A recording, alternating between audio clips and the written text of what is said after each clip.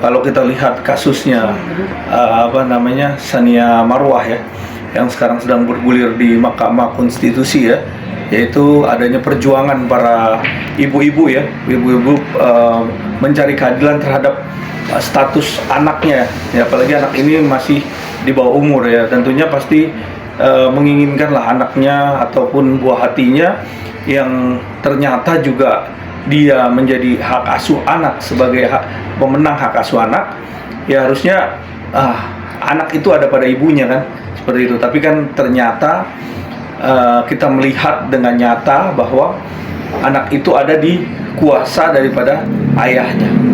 Nah, di sini kita lihat begitu complicated ya, antara ayah dan ibunya ini tidak bisa bekerja sama untuk membesarkan anak. Tentunya kan di sini ada diskriminasi ya, diskriminasi terhadap poin hak asuh anak sendiri, di mana anak ini harusnya dididik atau diasuh lah oleh orang tua, yaitu ibunya, yang dimana ibunya memiliki kapasitas mengasuh, memberikan nafkah, memberikan makan, ataupun memberikan dari sisi pendidikan, seperti itu. Cuman kenapa hal ini bisa terjadi? Mungkin di MK sendiri nanti akan dibuka di dalam fakta sidang, di mana saksi-saksi kayak Tsania Marwah ini kan akan udah dipanggil sebagai saksi. Bentuk-bentuk saksi itu kan diminta keterangan, diminta untuk bagaimana anak ini waktu anak ini diasuh terus bisa lari ke bapaknya, ya kan? Merajuk kepada apa? Kan kalau dalam pasal 330 itu kan membawa lari atau menguasakan secara secara paksa anak di bawah umur, yaitu anaknya sendiri posisi di bawah umur secara paksa. Nah, hukumannya kan harusnya 7 tahun. Kenapa dia nggak berupaya hukum? Nah, ini kan harus ada pertimbangan. Kalau dia berupaya hukum, tentunya faktor-faktor yang menjadikan bahwa anak ini bisa nyaman kepada bapaknya itu adalah faktor-faktor apa? Apakah ada sisi-sisi lain yang tidak ditampilkan kepada ibunya? Kan ini kan banyak faktor nih di dalam hal ini.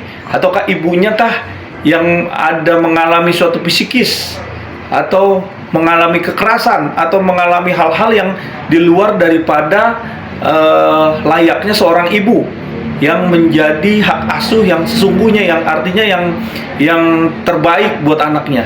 Ini kan harus dibuktikan juga. Nah, ini nanti di MK lah yang akan menguak atau dibuktikan secara sah bahwa ini hak asuh kepada ibunya ini adalah sudah tepat atau belum. Karena di dalam Undang-Undang Perlindungan Anak, orang tua itu tidak dapat melarang ya anak untuk bertemu kepada ayah dan ibunya, tentunya orang tua ya. Dan dia mengetahui dan bisa memilih kepada siapa dia nyaman atau dia ingin diasuh. Anak tuh boleh, walaupun hak asuh dari ibunya, tapi dia mau ke bapaknya, itu boleh. Anak tuh berhak memilih di dalam pasal 7 ayat 1 dan di dalam pasal 14 itu Undang-Undang Perlindungan Anak, Undang-Undang nomor 23 tahun 2022, Undang-Undang Perlindungan Anak. Jelas ini poinnya. Ya, tentunya kan upaya-upaya hukum ini pasti ada. Banyak hal-hal yang bisa kita lakukan upaya. Nah, kita bisa jerat undang-undang yang tadi, Undang-Undang 330. Apa pasal 330? Undang-undang membawa lari ya, mau lari anak di bawah umur, walaupun itu anak sendiri, tapi dikuasai dan menghalang-halangi juga ibunya untuk bisa melihat. Nah, di sini kita lihat kenapa ada upaya-upaya, tidak ada upaya-upaya lain. Nah, ini kan sudah sampai di 7 tahun ini. Apa penyebabnya? Kan sebenarnya udah ada udah ada gejala-gejala dari awal. Sebenarnya di tahun pertama, tahun kedua kan anak itu seperti naluri. Tidak ketemu 1 bulan aja udah berasa tidak nyaman. Apalagi 7 tahun.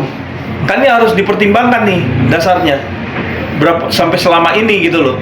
Dan upaya-upaya ini baru di tahun ke-7 kan melakukan upaya Mahkamah Konstitusi. Kenapa nggak upaya hukum di tahun pertama atau tahun kedua? Karena ini kan ibunya. Seperti itu. Apakah ada faktor lain yang menyebabkan hal ini?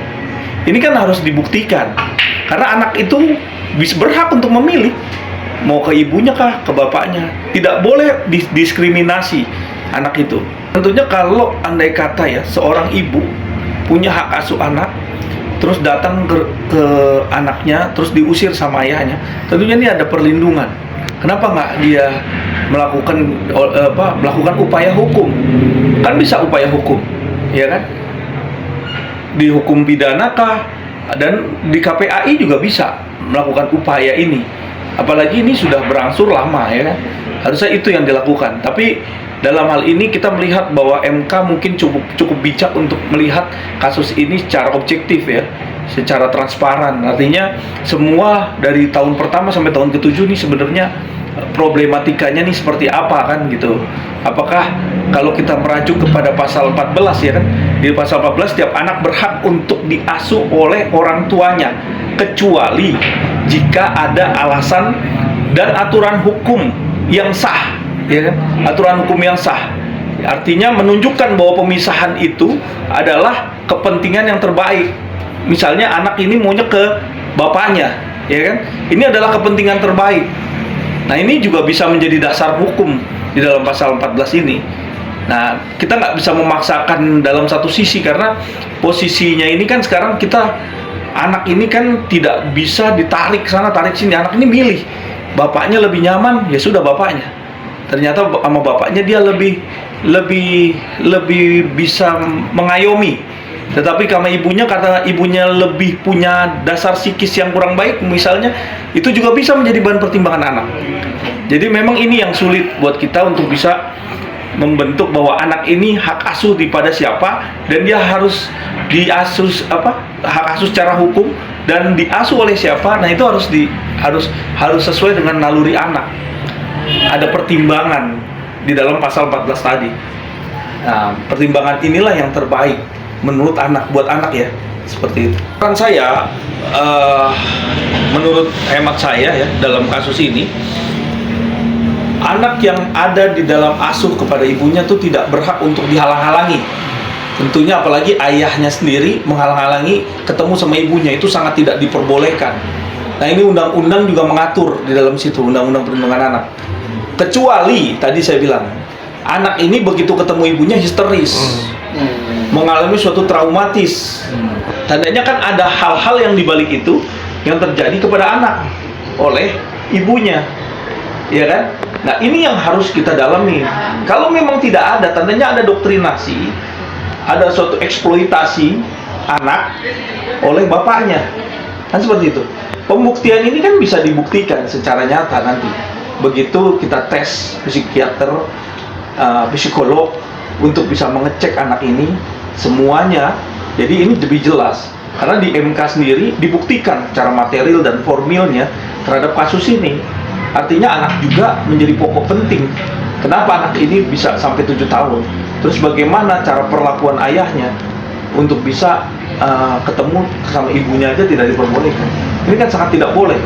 Ini sangat menentang, semua pun menentang. Saya pribadi pun menentang. Kalau sampai seorang ayah tidak memperbolehkan ibu kandungnya sendiri, itu kan nggak boleh. Kita upaya hukum lah, kita laporkan ke polisi, lakukan upaya-upaya hukum yang bisa membentuk bahwa kasus ini kita harus balikin ke ibu kandungnya, tapi harus jelas ibu kandungnya yang seperti apa dan bagaimana perlakuan kepada anaknya. Itu yang terpenting menurut saya. Kasus-kasus masalah undang-undang perlindungan anak ataupun hak asuh anak yang ada di ibunya dan tidak diperbolehkan ayah kandungnya melihat anaknya, itu nggak usah dalam 1 tahun harusnya. Dalam waktu beberapa bulan aja sudah melakukan upaya hukum. Dan buatlah kesetaraan antara ibu dan antara suami dan istri ini berhak atas anak itu. Jadi tidak ada tuh yang saling mengeksploitasi anak atau menghaki anak atau mengambil anak ibu kandung itu tidak boleh melihat. Itu tidak diperbolehkan sama sekali. Karena di dalam perlindungan anak ini semuanya anak itu di mata anak tuh melihat orang tua tuh sama. Tapi hak asuh itu kan yang mendaftarkan sekolah, ya kan, memberikan makan, memilih makanannya, memilih sekolah, itu hak asuh anak. Hak asuh anak yang ada di dalam hak asuh anak. Dia melakukan pendidikan dan kesejahteraan anak tersebut. Dia memikirkan itu. Nah, tinggal sekarang bagaimana kalau anak itu dilarang, itu tidak diperbolehkan. Kecuali tadi saya bilang, kecuali ibu atau ayahnya punya penyakit psikis yang sangat kuat dan bisa diyakini, ya, secara sah, ya. Diyakini apa? Dia punya gangguan mental, sering memukul, itu kan membahayakan. Nah, inilah yang harus didalami. Bagaimana caranya? Nggak usah sampai 1 tahun, berapa bulan aja nggak bisa melihat anak. Coba kita sebagai orang tua pun nggak bisa melihat anak seperti apa, kan? Makanya itu bisa dilakukan upaya hukum apabila, apalagi dia tidak punya hak asuh anak, tidak memenangkan hak asuh anak. Ini kan sangat penting buat kita. Lembaga tentang perlindungan anak, ya, apalagi perempuan perlindungan anak yang sekarang ini juga sedang memperjuangkan bagaimana anak yang sekian tahun tidak bisa dilihat oleh ibunya. Nah, ini sangat penting sekali karena buat semua orang tua tentunya akan banyak juga orang tua yang lain juga yang melakukan yang mengalami hal yang sama. Tentunya itu harus diperjuangkan, ya, karena boleh jadi adanya eksploitasi anak terhadap mentalnya anak sendiri, terhadap doktrinasinya. Nah, itulah yang membentuk anak sehingga benci kepada orang tuanya. Nah, itu harus dirubah, karena di mana seorang anak itu nggak mungkin bisa jauh daripada ayah dan ibunya. Tentunya mereka tuh harus mempunyai porsi yang sama antara anak dan orang tuanya. Tidak ada tuh orang tua langsung dieksploitasi dengan bapaknya. Nah, tidak boleh, ya. Nah, dalam kategori apa?